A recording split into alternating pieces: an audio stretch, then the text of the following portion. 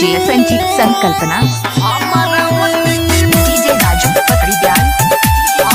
अभी आप सुन रहे हैं धर्मेंद्र निर्मलिया को। हमारा छोटकी भौजी के तीनटा बहिन, डीजे संजीत संकल्पना हमारा मोटकी भौजी के तीन गो बहिन, आ दूगो छे खट्टा मीठा, दूगो छे खट्टा मीठा, आ तेसर नमकीन।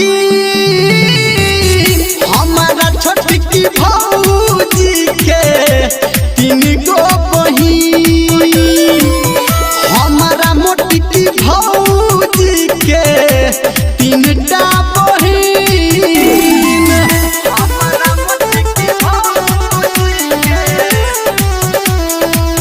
हमारा मोटकी माँ Gayatri recording studio Majidpur DJ Raju Pakdi ध्यान।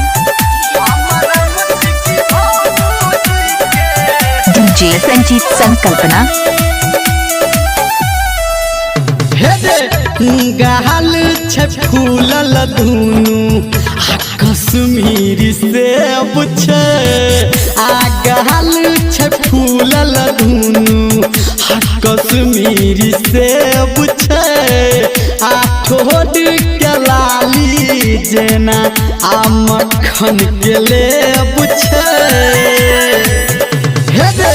कमर लच कौआ छै ओकर बड़ा रे हसीन, डीजे संजीत संकल्पना भौजी के तीन गो बहिन, आ हमारा छोटकी भौजी के तीन गो बहिन, हमारा मोटकी भौजी के,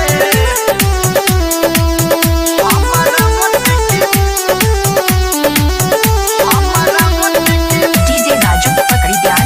डीजे संजीत संकल्पना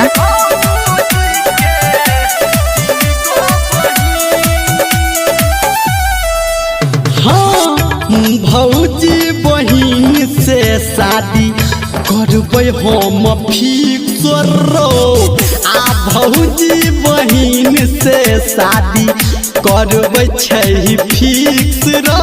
डीजे संजीत संकल्पना रमलिया लेतै सबटा रिक्स रो, हाँ आ ओकर सुरतिया हम देखबै रात दिन।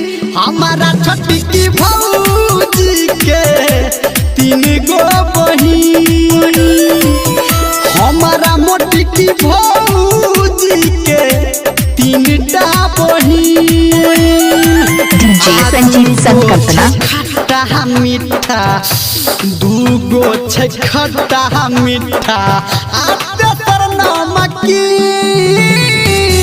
हमारा छोटकी भौजी के तीन गो बहिन, हमारा मोटकी भौजी के तीनटा बहिन, आ तीनों बड़ खेलाड़ छो। डीजे संजीत संकल्पना